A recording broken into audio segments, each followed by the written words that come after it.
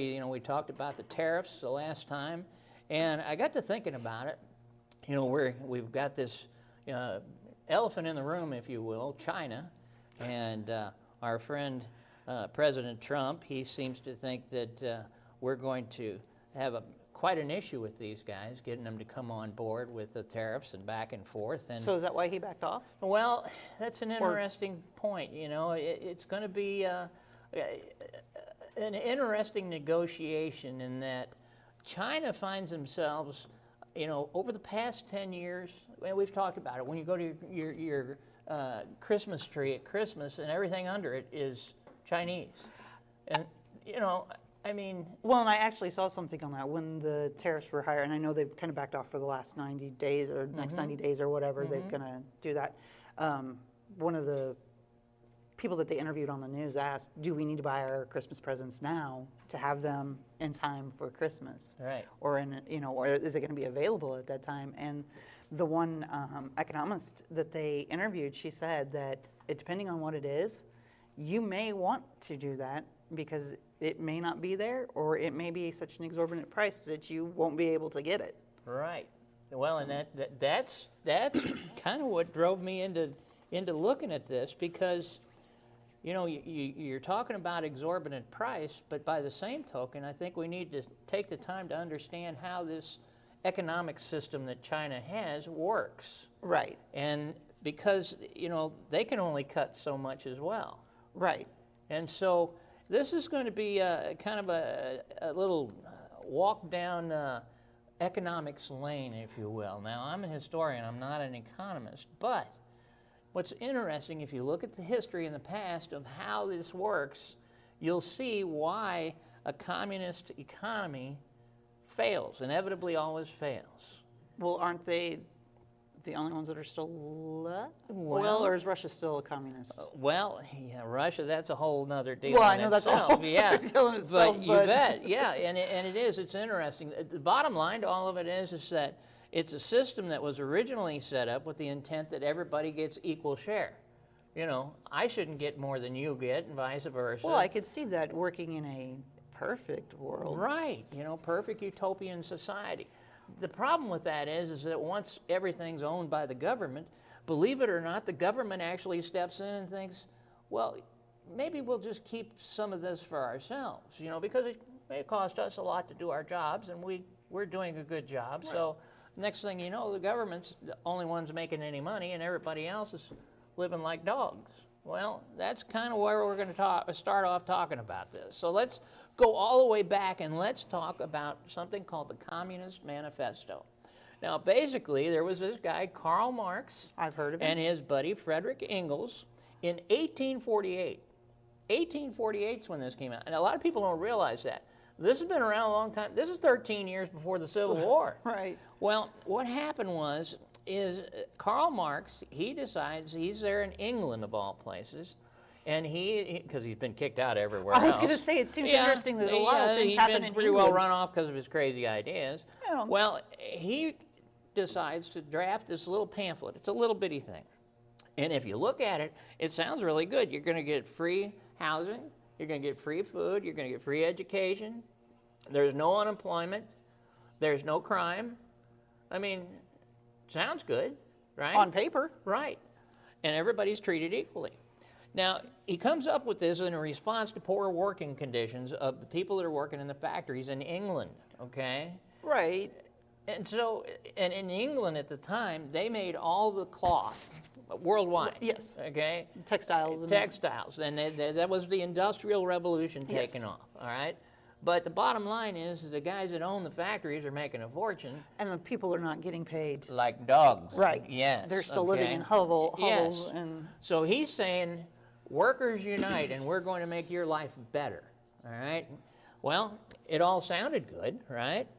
Now, in recent attempts to try and copy what this whole idea was, what we've seen is that it's driven countries into like authoritarian countries, state-driven countries that are thinking that they're going to come in and show everybody how to have this utopian society, all right?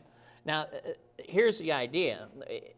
If there was a flaw in Marx's plan, it was that, okay, everybody's going to come together, we're all going to work together, we're going to make all of this work.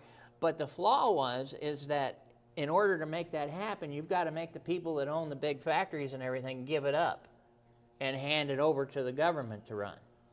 Well, I don't know about you, but I don't Why see, would I give up my I don't see li- Elon Musk life giving of up luxury his there business, right? You know, the head of to General be Motors told and by that. somebody else, well, I'm going to Well, run my yeah, company. because you care about everybody else. You want them all to have a fair shake here, okay? Right, And, but- well, see, that didn't work. And so the governments then stepped in and said, well, they're obviously, and this was Marx, he said, they're obviously not going to voluntarily give up control of their companies. So they're just going to do a hostile takeover? Yes, so that's, yeah, and there's the big difference. There's socialism and communism. Socialism was supposed to happen over a long period of time. Communism is socialism at the end of a barrel of gun.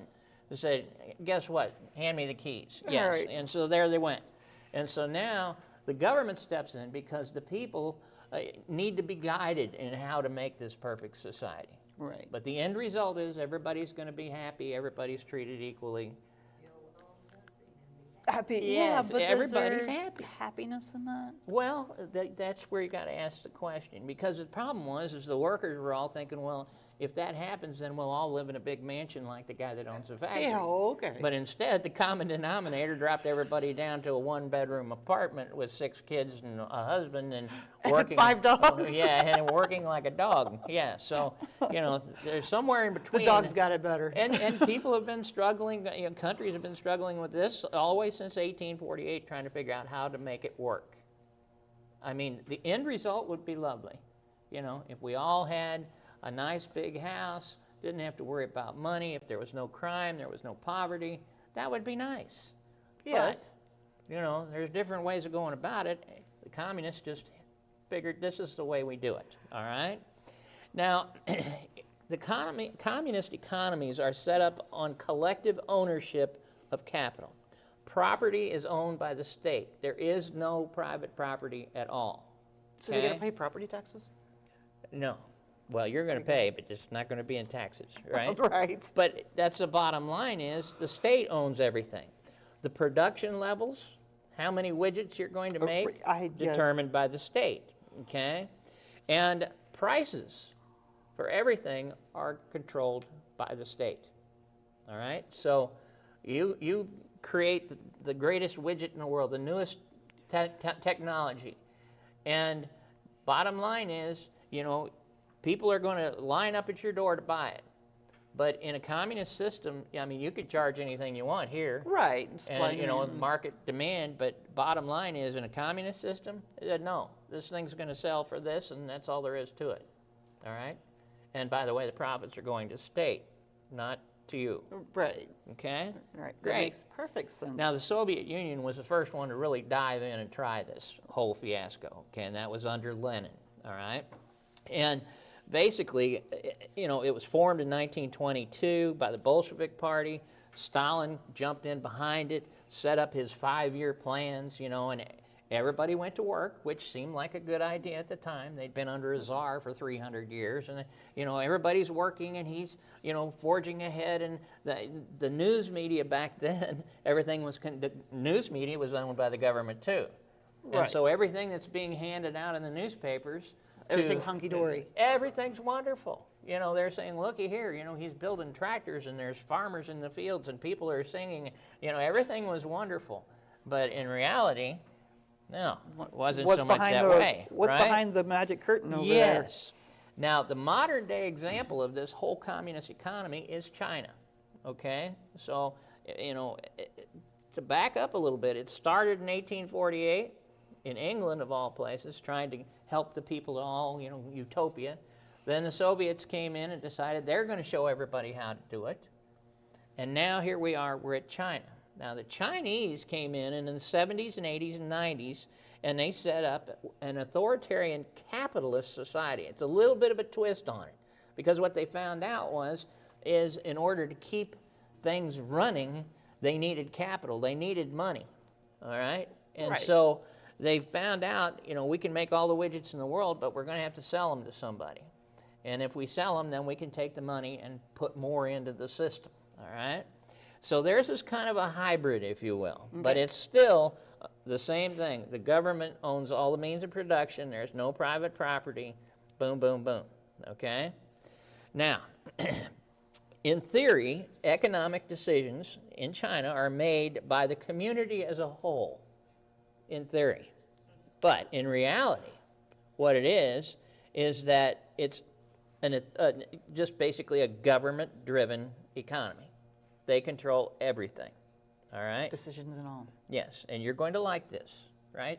That's where the community part comes in. Oh, Yes, that's the community that's it. See, because I'm taking care of you. Because I was going to all say, right? how do they Right. poll the community as to what they want? Well, way you Obviously do they that is, don't. you know, yes. Yeah, big promises. Would you like to eat? Well, yes. Would you like to have I like food. Would you like a house? Well, yes, I like something over my would head. Would you like to not have to worry about a job? You know, you'll always have a job. You know, no unemployment. You know, on and on it goes. And so they're thinking, well, yeah, okay. Well, in order to do that, you're going to do this. Your job is going to be making shoes. Okay. I don't know if I want to make shoes. I'm sorry. That's what you're going to do. Oh. Remember this part of it, right? I'll remember that. All right. So, Marx, and he said the only way to have this perfect society was to put workers in control. So you can see his theory was a little bit different, right? And he didn't want there to be a difference in economic classes. Okay, there shouldn't be any rich, there shouldn't be any poor. That would right? be nice if it was even across the board. Right. You should make exactly the same as what the president of the company makes. That's the way it should be. Everybody equal. We're Can we all have in his this together. salary? Well, there's the problem. You know, we can't. There's not enough money for everybody to have his salary, so we're going to have to take his salary away in order to raise everybody else's, and there's going to be a medium spot right in between. Again, the problem was when everybody realized what that was. It wasn't here. It was way down here, right? Yeah, because there's a whole lot of people out there, and we got to take care of all of them. All right. Now, Marx hated capitalism because the working class, in his opinion, was being exploited, and to be honest, it was back then. I mean, yes, it was. They would have these textile mills where the women came in, and it was basically like working in a concentration camp. Yes. They controlled everything on them. What was it? What building was it, or what? I know this is kind of off topic, but the one where they had the fire. Oh yeah, the triangle. Yes, yes. You know what I'm talking about, but that was the working conditions were so exactly deplorable. Yeah, they're all just sitting in there at the shirt factory, wasn't it? Yeah. So, but bottom line is that, you know, there wasn't anybody keeping tabs on the people in charge. They just brought people in like cannon fodder, and you know, if you got the sick more or you got have, the hurt, more you get done. And exactly. And where'd the money all go? Went to the guy at the top. Yeah. So that's what Marx saw. All right. Now, an economy, basically under a communist government, has some distinct features. Okay. State ownership of all the capital. Okay. They own the factories. They own the property. They own the equipment. Everything is owned by the government. Okay. Capital resources like money, property, physical assets, all owned by the state, including the money. All right? Gotcha. They're doling it in and out. Inputs and outputs determined by the state. Okay? So they have control of the economy. If there's a demand for, let's say, cars, okay, they control how many cars are made. And if they see, they can control the price fluctuation by supply and demand, okay? And so that's, you know, they're making the decision, not some corporation. Who's looking at number? Not saying that the state's not looking at numbers. Right. But a corporation's going to go, hey, Right. we can meet this quota, Right. this price, but we may not have enough to fill this one here. Exactly. And with technology today, we see it all the time. Right. You know, there's a high demand. Everybody wants the new Apple phone, right? Yep. Well, how many are you going to produce? You know? We're only going to produce 150. Right. We don't want to flood the market with them because then they'll go for $10 a piece. But Right. if we can get $3,000 for them, then that would be much better, right? Yes. And so that's kind of how that worked on the inputs and outputs. Now, all of the communist government planning is done, like I say, by a bunch of eggheads who are government workers, and they, in every case, they put together a 1-year, a 5-year, and 10-year plans, okay? Here's where they want to go. This is where they want to be. It's a lot of strategic planning. Yes, a lot of strategic planning, all right? Now, labor is allocated according to the state plans. In other words, first they sit down and say, here's what we're going to make, and we own everything, here's what we're going to do. And then they turn around, and that's where the bad part comes in for you. Okay, we've decided that we're going to make computer chips. You don't know anything about computer chips, but guess what? Tag, you're going to work in a computer chip factory. You don't have any choice. That's what you're going to do. Yeah, no. Now, sorry. Also bear in mind, to make the computer chips, we've got to have all this special metals and stuff you've been hearing so much about. The rare earth metals. You know, the and rare all earth metals and lithium lithium and all that. Well, somebody's going to have to mine that stuff. All right? And so they're going to come and tell your husband, you're going to be working in a lithium mine. So, okay, let me ask this, and this may be jumping ahead in conversation, but so when they allocate these jobs, you know it's not just a snap decision, or it could be, I guess, but so when you have kids and they're in school, do they monitor where they might be better fit, or do they just go, hey, that kid looks like a miner? Bingo. All right. So no, yeah, that's exactly what happens, and you're right on, spot on. All right. So in grade school, all right, you got this, one little guy that's sitting there, and he's very good at mathematics. He's doing 2 and 2 and all this, and doing his gazintas. This goes into that, right? And lo and behold, they turn around and say, okay, that one there, that one's going to be in the computer field. We're going to move him into that. Now, little Johnny over here, on the other hand, he's playing in the dirt. He likes playing in the dirt, so he's going to be a miner. But what if he doesn't want to play in the dirt anymore? It doesn't matter. That's where you're headed. Okay? So in grade school, they're like, okay, you're here. Yes. It doesn't matter if you maybe become more studious or. No. And so, by the way, there's a little pressure to do well in school, by the way. And they are going to they're going to give you the education. This is part of that free education I was talking about, okay? But are they going to educate the one that they're going to, say, the one over here with the mathematic skills, are they going to push that more to him, and then the one that's sitting, little Johnny over here playing in the dirt, are they just going to hand him the shovel and say, here, this is this is what you're good at? That's exactly what's going to happen. And are you serious? Absolutely serious. That is how it works, So little Johnny has no chance to you prove himself later? Do you wonder why these countries are doing so much better in education? Because if you do poorly, you're handed a shovel? Yes. And can you imagine if we were here in this country and said, oh, well. Here's your shovel. Yeah, here's 10 of you at graduation. 10 of you get a shovel, and 10 of you get a, scholarship to go off to, some, Well, that's the other thing. So then do they have higher education after that? Do they send them on to college to get these? And fortunately, a lot of them are here learning it. We turn around and bring them over here, we train them, and then they go back, and there they are. The Chinese are notorious for coming over here, learning our technology, and taking it back over there. And if they can't get it that way, they'll just steal it. But the bottom line is, yes, they are hand-picking the people that are going to be in these positions. But bear in mind, they all work for the government, everybody. Okay, right. The guys shoveling work for the government. So it's kind of like a fiefdom. Yes, exactly, all right? Now, you have no choice of profession. Obviously. I decide what you're going to do, okay? And so we just simply are going to pick these kids and streamline them. This is what you're going to do, all right? Private ownership is not possible, okay? Absolutely none, all right? Basically, an individual cannot own shares in a company. They can't own real estate. They can't have any assets whatsoever. Everything belongs to the government, okay? And then, to add fuel to the fire, one of the benefits that you're going to get is everybody gets a place to live. Okay. All right? Now, so here's where the rub comes in. Okay, little Johnny's over there shoveling. In a perfect utopian society, he's going to get paid the same amount as little Billy, who knew how to do the math. And went and got... Yes. And unfortunately for little Billy, it doesn't matter that he's so much smarter than the other guy and doing all that stuff. He gets the same lousy little apartment. When you see pictures of China with these high-rise buildings Yes. and all that, that's government apartments, okay? And so you get the same as the other guy. The only way you're ever going to have anything more than anybody else is if you work your way all the way to the top of the political party and you can get a little something for yourself.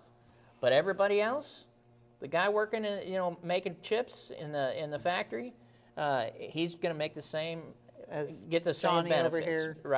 Right. Taking Exactly. out. But see, that eliminates this whole thing. Well, they're making more money than I am. No. But then it doesn't make you want to prove yourself either, or at least. Oh, Yep. well, now you're catching on. Because now, how good a Why job. should I do anything when Johnny over here is getting the same pay that I'm getting? Bingo. That's exactly right. Why would, I've had to go to school. I had to work in this factory making these chips. It wasn't my choice. That's what they told me I had to do. And little Johnny lives across the hall from me. He's getting the same amount of food. He's getting the same apartment. He's getting everything exactly the same. Well, that's not fair. No. Well, let me ask you, how good a job are you going to do making those chips? Well, it's not going to be very good. Well, it's going to be, if I find out. Well, I guess if you got quality control. Well, yeah, quality control again Yeah. is this, yeah. So Guess I'll be working my butt off. Exactly. And so the bottom line is, under the system, again, the idea is everybody's perfect utopian society. Everybody's equal. But again, you hit the nail on the head, and this is really what tumbles these societies in most cases, is the fact that why would I work harder than everybody else if I'm getting exactly the same? Well, and I know that China, they do control their internet and things like that, and probably their news, but you would think that they, especially sending people over here, or the people coming over here to go to school, Yeah. so then, they're living in a different society. Yes. They're having to work and prove themselves, so why go back? Bingo. You're catching on quick. Not to mention the fact that when you have that kind of a situation, I guess it's one of those things that if you don't come back. yes, right. And so when you look at a society that's set up this way, all right, you have no private ownership. You have absolutely everything controlled by the government, and then you have somebody like the United States come and start talking about trade.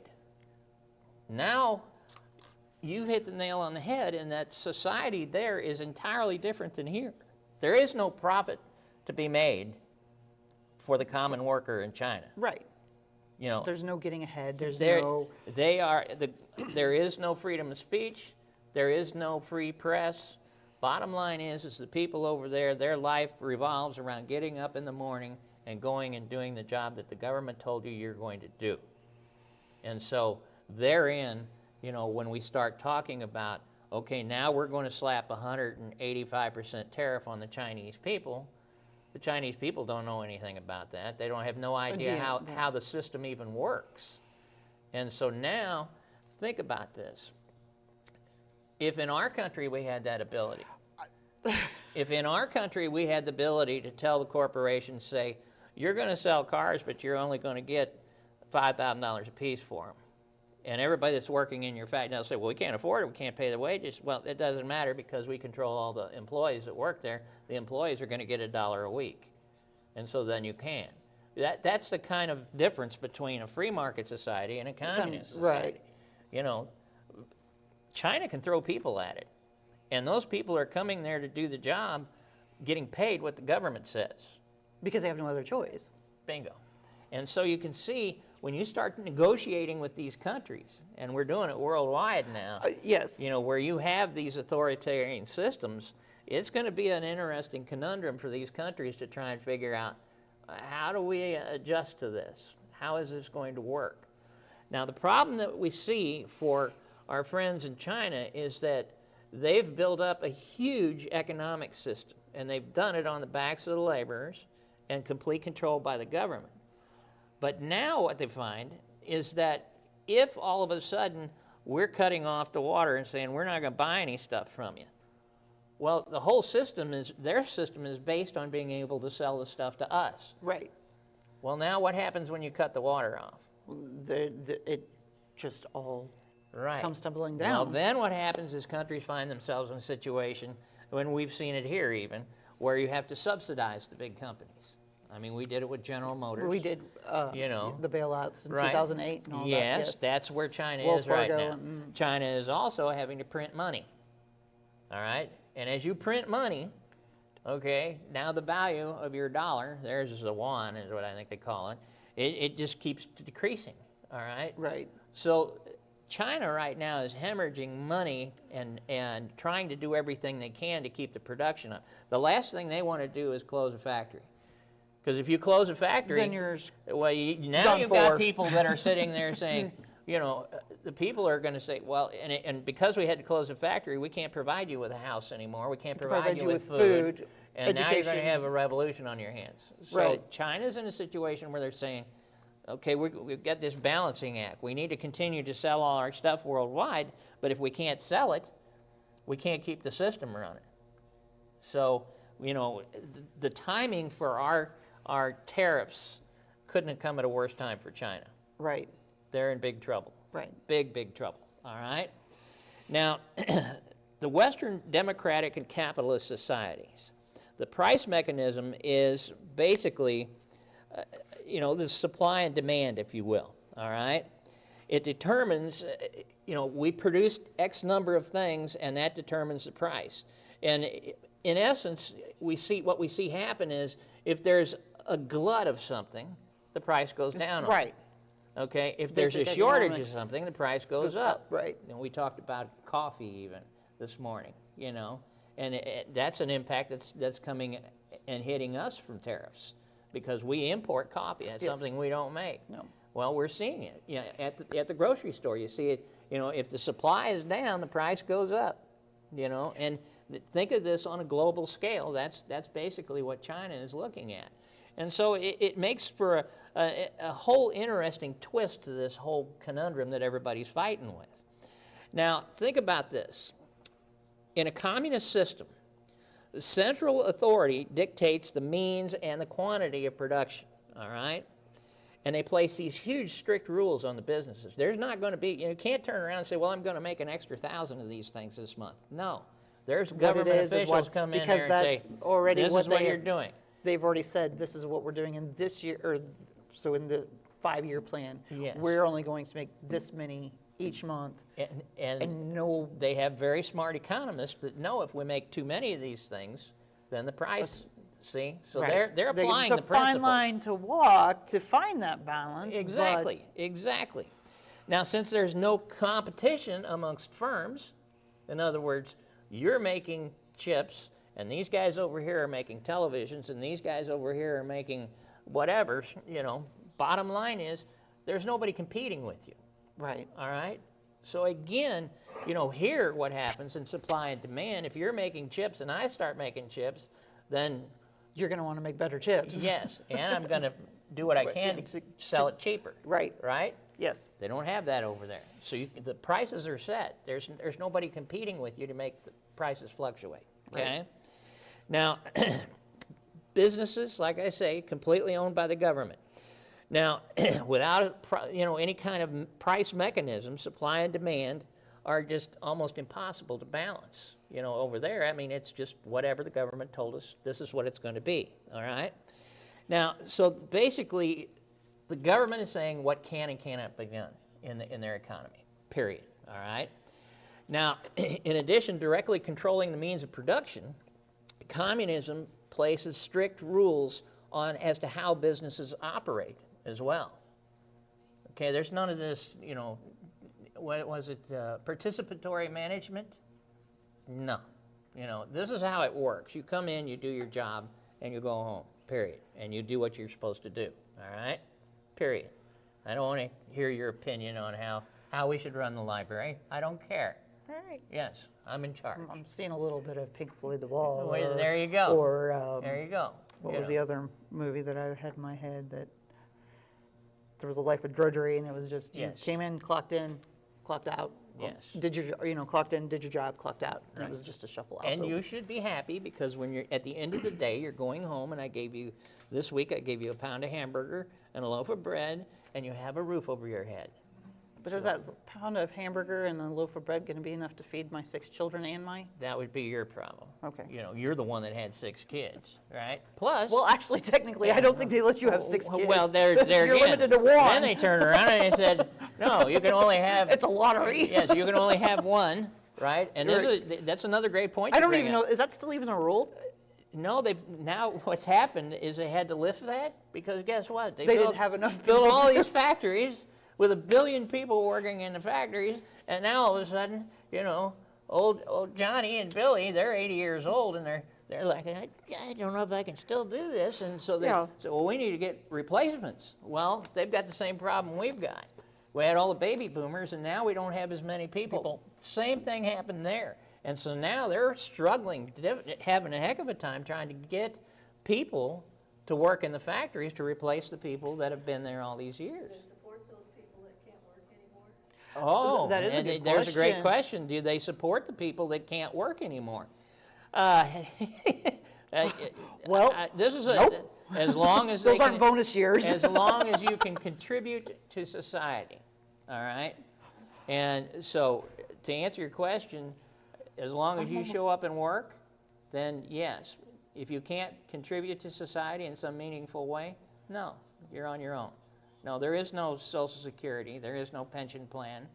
This is And just, if you're on your own and you own nothing and have nothing, you're just, you're done. Yeah, if you're on your own, you have nothing, you own nothing.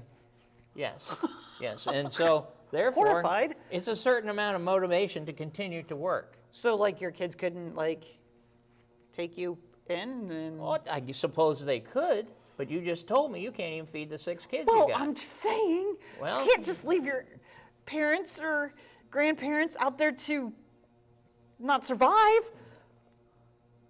Okay, sorry. I don't know what to tell her.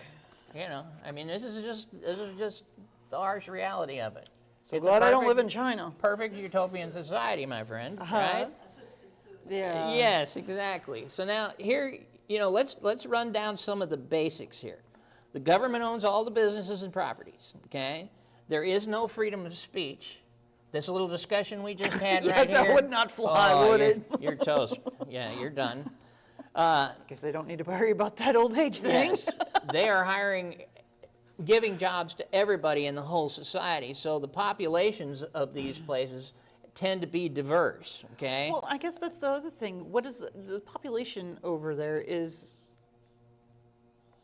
crazy. Yes. So where do they, I guess these factories have to be huge to order your sardines. Or they'll just come get you and bring you in.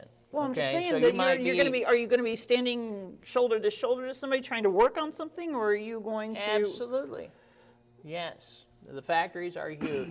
And there again, bear in mind, there is no OSHA, there is no MSHA. Well, that's- There's, you know, you're in there, you're just going to come in there and You'll lose a finger. Sorry. yeah, and, Sorry, Charlie. and You're going to be here better show up tomorrow. to work tomorrow, Yeah. you know, Lefty, because bottom line is, you know, if you want to continue to eat and have a place to live, so you work, okay? Central planning is all done by the government. Consumer needs are not taken into consideration, all right? I don't care what it is you need. I know what you need, and I'll give it to you, okay? Obviously. Yes, productivity and efficiency are hard to do because there is, like you said, there is no profit motive. There's no There's no incentive. motivation. There's no incentive. Right. Right. There's nothing to say, hey, if you do this Yes, to move here. it's the do it or else Right. mode, okay?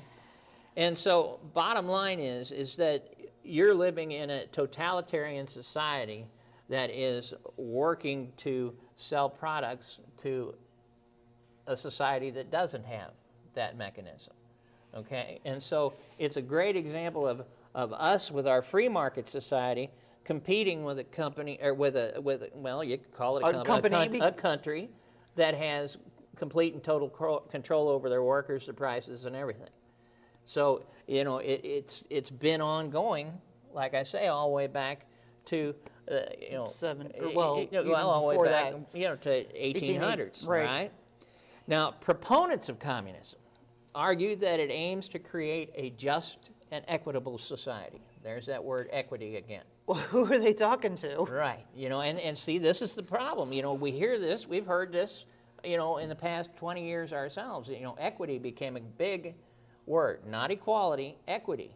It's not fair that these people are making more money than these people are. Well, that's what communism is trying to fix.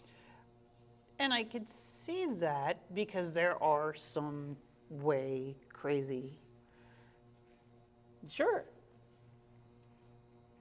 But then you've got these. bear that in are mind, here when you don't have control but does, over again, the does that- president of the company that's making these things, then you can't turn around and say, well, you can't make, $800 million a year.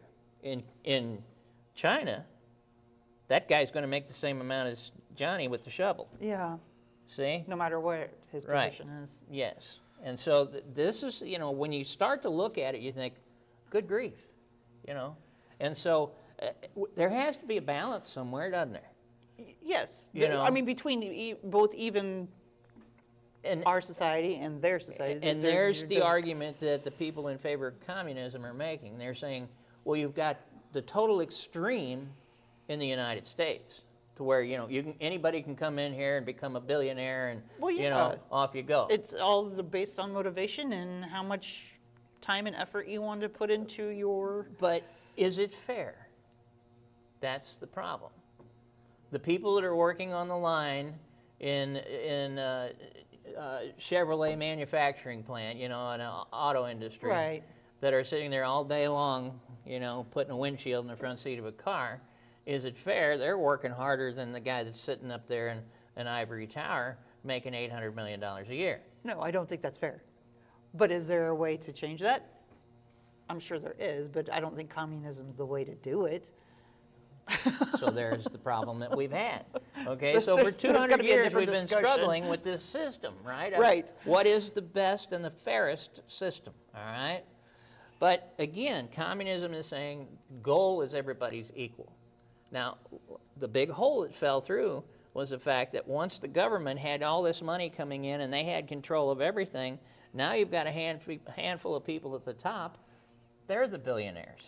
Right. That's the whole thing. Is now you've got these people who are sitting at the top, they're living in the life of luxury, and then you have everybody else who's down here below you. There is and no difference between There's the not head, been of, any- the head of General Motors and the head of the Chinese Communist Party. if that was here, there would have already been a revolt. Yes, exactly. I'm just saying. Yes, there would have been a revolt, and we see it all the time. We see it in the way of labor strikes and everything Right. else. We do see that now. But you also have seen what happens, like Tiananmen Square, when the people in China say, revolution, that doesn't that doesn't work. doesn't fly. Okay, when you have complete control. Right. Right. Okay. Now,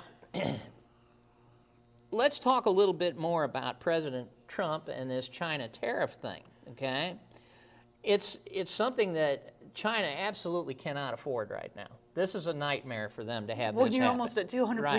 Right. Yes, the timing couldn't have been worse for Beijing. All right, their economy is in essence unraveling. All right, and it's not a sudden crash. It's been coming. Like I say, they overexpanded, and now it's collapsing on them. They don't have Right. the workers. They don't have infrastructure Yes, is they're not- it's slowly dwindling down to nothing. All right, Right. they're suffocating. Now, in late 2024, China announced that its economy grew by 5%, which sounds good. I mean, we'd like to have that. But the world's largest economy at that time seemed like it was stable. But behind the lines to this whole thing is the reality is quite different. Foreign investors, they see what's happening. Foreign investors have been investing like crazy in China. We're us Well, included. that's where, you right, know, but that's where look at the stuff we're buying from them. Right, but they're able to manufacture it. Again, they're controlled, so the prices are going to be better than what we could do here. Right. But now, if we put 185% tariff on China, Then we might as well just bring a whole manufacturing. why would the investors then turn around and say, well, I'm not going to invest money in China? Plus, now as they start looking into this, they're saying, holy cow, their unemployment is huge, and they're not going to have the people to backfill all these jobs and everything. So foreign investors now are pulling out. They're not investing in China. Right. Well, it's a huge problem for the Chinese. if all of a sudden, Everybody pulls out and then invests we somewhere turn else. around and say, well, you know what, China, maybe we ought to just make these things ourselves here in America. Or, even worse, India's over there going, hello, my name is Bob. Can I help you? Right? Right. Yeah, there you go. And next Right. thing you know, India steps in and says, well, we can make them. Now all of a sudden, whether they Well, like and it I or think- not, China finds themselves in a supply and demand situation. Right, whether they want to be or not. Yes, and so they're having the same problems that we have and every other country in the world has, but they're still trying to maintain it under a communist regime. It's not going to work. It's just Right. simple. You can see the writing on the wall. And people a lot smarter than me, these foreign investors and the economists, they can see it. They aren't looking at what happens next week. They're looking 10 years down the road. And they can see just by the demographics and the infrastructure that China has, 10 years from now, There won't be. they rode the high, but now they're over the peak. Right, that Make roller sense? coaster ride is. Yeah, right, okay. Now, what we see is the actual economic activity that people feel in terms of wages and prices and business earnings. It's a whole different story. In short, the numbers that you see in the paper, it's kind of like what we just went through recently where everybody was saying, oh, there's no inflation, everything's fine, right? Right. Well, that's what they're telling the Chinese people. It's They're all going, good, it's all- wait a minute, yeah, everything's cool. Don't worry It's about all it. copacetic. Yeah, but, and again, bear in mind, the government there controls all the media. So, they're saying everything's fine. They're selling all that stuff. Everything's going great, all right? Now, what we see happen here is China's rapid growth over the past 2 decades was powered by basically bringing in these foreign investors that are Right. investing in everything. Households, companies, local governments, they're all dependent on this. But now, they're in essence borrowing from these people to build all this stuff. Now, the debt is choking the system. Now, households owe somewhere between 60 and 64% of their gross domestic product in mortgages. Now, what the government did, I was going to say, they wait were a going to give minute us here. they were going to give us free housing, right? Well, now that I got everybody working in these factories, I'm going to use money. I'm going to inject money. Their yuan is what they call it. They were going to inject the money, and now you can turn around and purchase your home. Well, what if I I don't can want own to it? purchase it? No. Oh, But you're going to be making payments on this place, and the government says, I thought you were giving it to me. Well, you're working now. So a portion of your wages that we give you, they're giving you the wages, goes automatically to your rent. So now you're working to keep your rent. Before you were working just, they were providing you the house and the food and everything. Now you're working, and we're going to put the added burden on you that if you quit working, you lose the house because you've got a loan. right, So you have to work. right. You know all about this. Oh, yes. I know about this, right? Yes, This sounds a lot like capitalism to me, right? Just yeah. a little bit. Now, this big fancy word, gross domestic product, okay? And I sat there and thought, how are we going to explain that? Because it's, you sit there and think, wait a minute. Well, the best way I can explain it, gross domestic product is a report card. Think of, you remember in grade school when you got the report card and you had social studies and math and English and writing, and then that was you got an overall grade. You got a Yeah. grade in each one, and then you get the overall grade. Gross domestic product is a report card, and they can do that for you as an individual, Right, and they can do it for a corporation, and they can do it for a whole government. right. Okay? So it's how you're doing, all right? Now, in every situation, a country sits there and looks at their gross domestic product. And what that is, it's here's what we're taking in, here's what we're consuming, here's what we're investing, here's what the government is spending, and here's what we're exporting. Okay? It's a report card. Right. All right? Well, their report card is terrible right now. D's and F's. D's and F's across the board, all right? Home loans for people are eating up roughly 60% of people's salaries. 60%, all right? And to make things worse, for the past 20 months, there has been no growth in the housing industry. In fact, for 20 straight months, the prices have fallen. So you've been paying the government, and there is no equity in the homes themselves. Now, again, the government owns the homes, Right. but they're not worth anything. All right? So That's terrible. yes, it's a terrible situation. Corporate debt levels, these corporations over there, which are owned by the state, they're even higher because they've been borrowing money, getting investors to come in. They range anywhere from 125 to 175% of the gross domestic product. In other words, it's debt. Right. It's money they've borrowed, Right. the Chinese. And so now they're in a world of hurt. Now, all of these different entities, when you put them all together in the big picture, the gross domestic product, it's an F. They are in a world of hurt. And this is where foreign investors are looking and saying, good grief. Why should we invest? They're in heavily that? in debt. They don't have a workforce. They, they can see the bubble is going to collapse. Right. And then along comes Trump and says, slap 160, 170% tariff on them. And they're going, ugh. Now it just got worse. Right. All right? Now, meanwhile, years of industrial investment have created massive overcapacity. China is making more stuff than they can sell. Right. That's the problem. I mean, you can see, even at Christmas time. I mean, and you can see, look at televisions. Look what happened to them. I mean, good grief.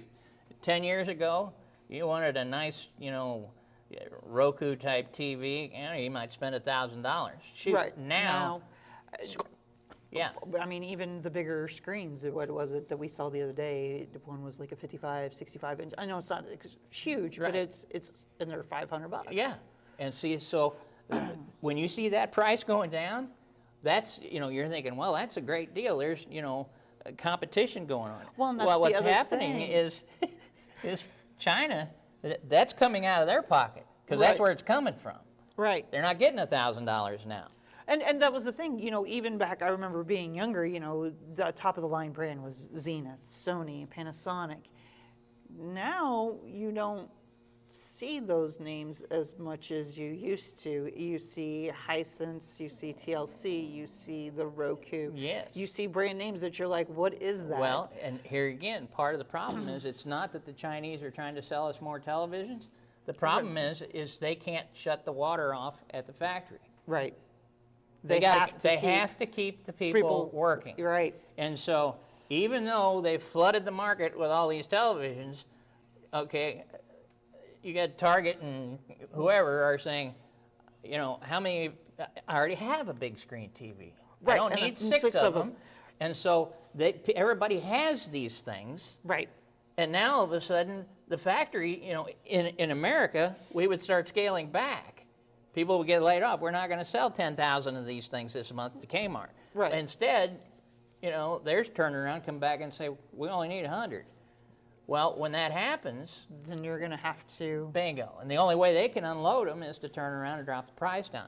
The price isn't going down to try and incentivize you to buy it. The price is going down because they continue to make these things and they can't shut the door to the factory. Right. People in China still making them because they have to have that in order to keep them employed so that they're all happy. Right. Well, as happy as they can Could be. be, right. All right? Does that make sense? It does. Okay, so it again, this throws a whole different twist into this whole tariff thing, doesn't it? Yes. Okay, because you can't shut the factory down. No. Okay, supply and demand doesn't exist. Right. Because they have nothing but supply. Right. They're losing. Whether they have demand or not. and they're it's- losing demand. Right. Right, exactly. So in many cases, production exceeds not just the domestic needs, but the global demand, okay? Like us not buying the televisions. Factories just keep running because shutting them down is a result in a huge, huge mess for their system, okay? People have to continue to work. Now, what's happening as a result of that, it's creating deflation over there, okay? So as the amount of money is being cut off, now all of a sudden they're seeing basically the same kind of thing that other countries have experienced, okay? Right. Now the property market. A long time, you saw all this building. Every time you saw a picture of China, there's all these, towers and everything, right. every building stuff. That's done because there is no capital to support it because demand has died off, all right? And so there were two big developers. One was called Evergrande and the other one Country Garden. They sound beautiful. They both defaulted. They went bankrupt, okay? These were the two biggies that were building all that stuff. Right. They're gone, okay? So construction has stopped, all right? How many people worked in the construction field? What are we going to do with them, right? Now, we could continue to build stuff, but we don't have anybody to put in it, Right. right? Okay, so it's a huge problem. The downturn is especially hard on the younger people there in China, okay? Youth unemployment right now in China what they're reporting is 17%. It's got to be higher than that. The government is saying it's 17% unemployment. But wasn't okay? that the youth not that long ago? Didn't they basically strike Yes. and You see where that refuse went. to work? Yes, and you see how that worked. Yeah. Government has complete control, Right. A lot of the young, educated Chinese have joined the ranks also of what they call over there professional children. Now, this, if you can imagine, is a whole generation of kids who live in their parents' basements. Huh, right? Right. And so now they can't find a job. There are no houses because they're not building anymore. And so now you can add this to the headaches that Xi Jinping and the rest of them have, all right? So people aren't buying your stuff. Kids are unemployed. I mean, and here comes this, Tariff thing, and they're like, ugh, right? Now, Beijing has done what every country does. They have tried to cut rates on the interest, saying, well, we won't charge you as much for the house that we provided you, but we're charging you anyhow. Anyway. All right? They've printed money, okay, which causes extreme, inflation on everything. Right. All right?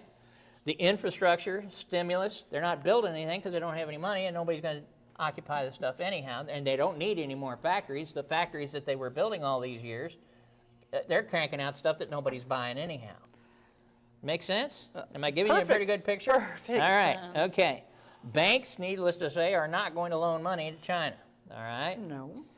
Now, local governments, they're dependent on the federal government, or their main government, state government. So they're out of luck too. So across the economy, we have developers are flat broke, consumers are in a world of hurt, they can't buy anything. The factories are cranking stuff out that nobody will buy. It's a mess, okay? Now, the leadership faces a huge dilemma. I was going to say, can they fix this? Can they, Can you fix it under a communist system? Well, no, but they're going to have to. Yes, they're going to have to it's going to force them into the situation where the rest of the world has been in the past and said, this doesn't work. The system cannot sustain itself. No, it's already collapsing in Yes. and creating. And we're talking 1 billion people. Right. So now we've got some huge headaches over there, right? Now, the problem is not that the tools are gone, it's just that they don't work anymore. I mean, when they had complete authoritarian control, it worked for a while. And they were cranking stuff out and everybody was buying the stuff because it was so cheap. Right. Because their labor force was free. Right. And Now- that's why Yes. we moved things over. And in every case where you see this communist system put in place, this is what happened in every nation that tried implementing a communist economy, this is what happens. It collapses on itself. Right. It just can't sustain itself. Right. It's just. I mean, in a perfect utopian society, yeah. Could it? But it's been proven Right. that it's not. Right. Now, as China wrestles with this whole deflation thing, overcapacity, the crumbling confidence and all that, United States slaps on these tariffs. Now, Trump said this was a reciprocal tariff, is the way he said it. In other words, if you're going to tax us this much, tariffs, then we're going to come right back at you with the same amount. And that's what's killed him. Right. That is what's absolutely killed him, okay? Now, today, what we see is that the tariffs are escalating the speed at which this collapse is happening in China. Now, a lot of people don't agree with that. They think, oh, China's just fine, they can sell elsewhere. Bottom line is there's nobody else. But who's going to buy from them like we do? Right, exactly. No other country in the world really has the economic capacity Or to even keep this thing afloat. I guess the drive Right. to have these things like we do. Yes. How many 55-inch TVs are you going to sell to Africa? Probably not very many. I mean, that's going to be a problem, right? Okay. Now, bottom line to this is, with the factories running far above demand and prices falling, basically, the power that China has to negotiate with us is not very strong. Right. I mean, they're in a real problem. To stay afloat, they're going to absolutely have to eat these tariffs, is what's going to have to happen. They're either going to have to drop down the tariffs on their side. Bear in mind, there's no American cars over there, and there's 1 billion people there. Right. Hello, I mean, that's a quarter of the world's population. Well, I was going to say, how much do we export to them? We import, but we don't Exactly. hardly export. Exactly. I mean, Plus, you've got a quarter of the world's population. They need to eat. right. And we've got pretty good agriculture here. So there's a lot of things that can happen, but they've closed their markets off by having control of their labor force and being able to set these things. Right. Now, to give you an idea, even if the government there tried to utilize their dollars, you hear Trump talk a lot about them manipulating the price of the dollar. In other words, the exchange rate. Right, the exchange rate. Yeah, You compare it to other. Their yuan right now, I had to look this one up, their yuan is 14 cents. There's 14 cents on a dollar. So, yeah. And so you can see, again, when the whole trade thing, I'm not an economist, but 14 cents on the dollar. I can remember back when they had, what was it, the lira, and I was traveling in Europe. I went to dinner one time, and my dinner was like 2.3 million lira. And I about had a small heart attack. I'm like, It's wait a what? minute. And then my friend told me, he said, it's $14. Okay, yeah, So, again, It is that scary. The manipulation of that rate is another thing that plays into this as well. Right. Okay. So, bottom line to all this is this trade war with China is something that China cannot afford. Can't afford it. Okay. The timing couldn't have been worse for them. We need to stay the course. Keep holding their feet to the fire, and regardless of what we do, eventually this thing's going to collapse on itself. Right. So that's where I'm at. That's basically, I know it's complicated. It's very complicated and a tough subject. Appreciate you guys bearing with me on it, but it is. When you start looking at the big picture, it's not just how many televisions we buy. Right, and it's like what we talked about before, even last month. It's these things, you hear these things, and they sound like big, scary words, and so getting a little bit more background on them. A GDP is just a report card, guys. Yep. That's all it is. So, so let's shift gears and talk a little bit about maybe fun or fun stuff, right? Some fun stuff that's not going to. There you go. Everybody can have their equal share of fun in their own way. Let's all thank God that we're not under that system. No kidding. Right? No kidding. That is truly scary. So kind of change gears a little bit, talk about that fun stuff. We invite all to join us here at the Camdenton Library this Saturday, May 17th from 10 a.m. to 2 p.m. We're going to be holding our summer reading program kickoff party here in the parking lot. We're going to have entertainment from Golden Bluegrass, the Highway Experience, Those are two musical groups, local musical groups that are here. Mr. B, who is a former music teacher at the Stoutland School, he'll be here singing songs with the kids, doing some silly tricks and things like that. And then Miss Marie, our own branch manager at Stoutland, she'll be here doing story times. There'll be face painting, food from Twisted Tony's food truck. We'll have the 3D printer going so people can see that as well. Just all kinds of fun things. And that will also allow you to register early for our summer reading program, which kicks off actually May 27th is when the actual start date for our summer reading program starts. Supposed to be nice weather. Supposed to be. Friday's going to be kind of iffy, but it's supposed to clear out Yeah. and be Saturday, nice. it's I gonna think be it's going to be in the beautiful. 70s. Hopefully the humidity is not like it is Right. right now. It is very humid out there. But the kids will love it. Yep. I guarantee you, and you'll love it. Yep, I mean, there's something for everyone. Last year, we had a great time. A We lot did. of people showed We up. did have a lot of people that Like showed I up. say, there's entertainment, there's food, there's all kinds of activities for the kids. So come on out on Saturday. Yep. You know, I know there's a lot going on at the lake, but this is a fun one It to bring is. your kids to. You'll enjoy it. And then the 27th, like I said, that's when the main, you can sign up early on the 17th, but our main program starts the 27th of May after we come back from Memorial Day. Speaking of Memorial Day, all of our branches will be closed that Monday. So Monday, May 26th, we will not be open, but you can visit us online. Do you think they're working in China on Memorial Day? I don't think, by the sound of it, they don't have any holidays. I was going to kind of ask that one, but I'm like, no. I just thought I'd ask. Yeah, They okay. work 24/7, 365. See how good you have it working there? Yes, I mean, come on. do. I don't complain at all.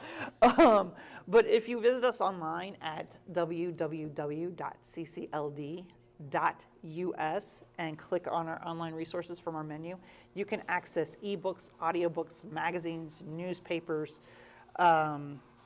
all kinds of resources. Again, 24/7, 365. You bet. So we do have those available. And if I could add something here, Yes. one of the things a lot of people don't realize is, that, you know, you all have subscription services for like Netflix and Amazon and these sort of things. Understand that a lot of these programs that we provide, where you have access to newspapers and magazines and e-books, all these Well, things, that's the we pay the subscription. Well, you pay it. You, the taxpayers, pay it. But we have set up the systems for you so that you don't have to pay that subscription. That's right, fee. because if you know, I don't know what the New York Times subscription is anymore, but you can have that free with your library card. Right. Kansas City Star, you get that for free with your library card. St. Louis Right. Post-Dispatch, USA Today, all those major papers we do have free access to.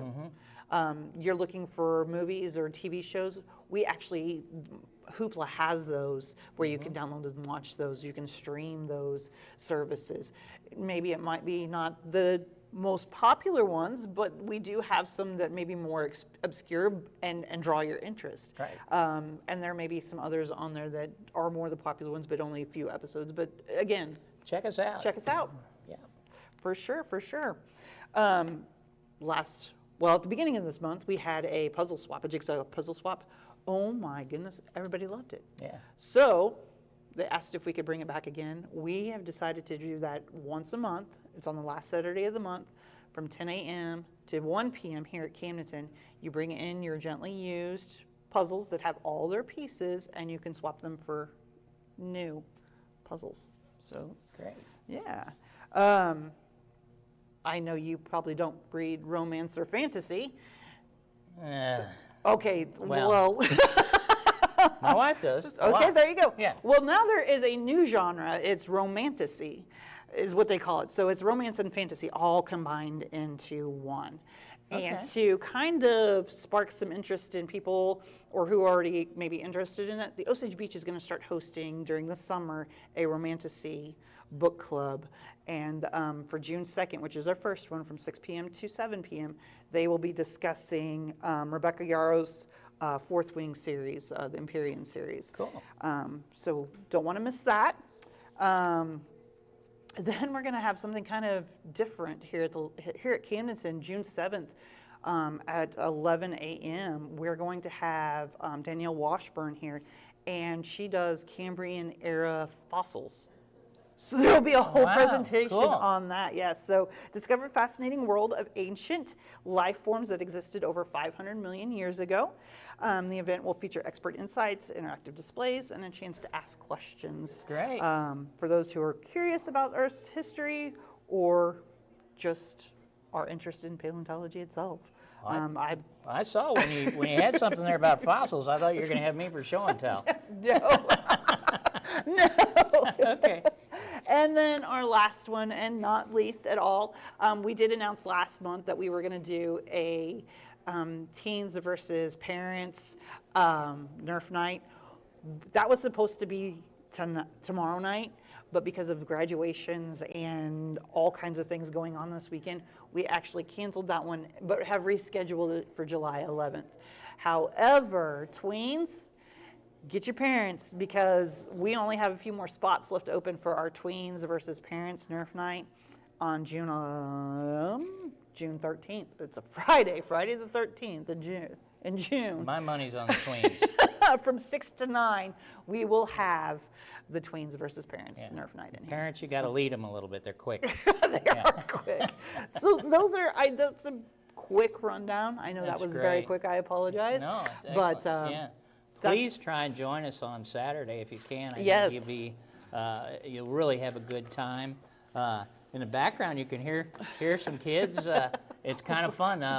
Just add to the chaos around here. We've got School tours. School tours are taking place, Yes. and so yeah, if your kids come home tonight and say, "Hey, we went to the library," that's part of it. All week long, we've been having tours, and The 3rd and 4th grade classes from Camden have been coming over and touring the library. Third graders get a tour of their area where their books are housed, and then Mark takes over and he shows them how the 3D printers, about the 3D printers, the CNC machines, and they all get to take home a little 3D printed alligator clip. cool. Those are cute. Yeah. Should have had yeah. one up here. And then the 4th graders, basically the same thing, or go back over where their books are housed, and then they get to do a scavenger hunt and spell out a word. And I think Mark even printed them some little fidget type Yeah. toys that they And can take home Again, too. we've always got programs going for the kids here in the neighborhoods and in our county. Oh, I did Yes. forget. While I'm thinking about it, I forgot to do this slide. I can't believe that. So Wednesdays, the 3rd Wednesday of the month here at Camden, we actually don't do story time here. We will be on the move. We are headed to Forget Me Not Horse Sanctuary and Rescue. Oh, cool. They get to do story time out there. So what happens is they'll read a book out there, and then parents will have to sign a waiver, but then the kids can have a pony ride. Wow. So a little something different. Cool. That's great. Yeah. So And, we're open to ideas. Again, we want to be everything we can to you folks out there. And again, I want to thank the schools for participating and helping Yes. us get the kids introduced to their libraries, and all the things that we have available here, not just for them, but for the parents as well. Yep. So by all means, it's been a real great experience working here, and we want to continue to make it a great experience for you. you make it sound like you're leaving. You're not going anywhere. I'm right? not leaving Okay. yet. Not yet. No, Right. No, I just had to double This is check. a kind of a communist thing. I'm in charge. Right? All right. No. Good job today. Good right. job. Hey, thank you all Thank for you. joining us. We really appreciate it.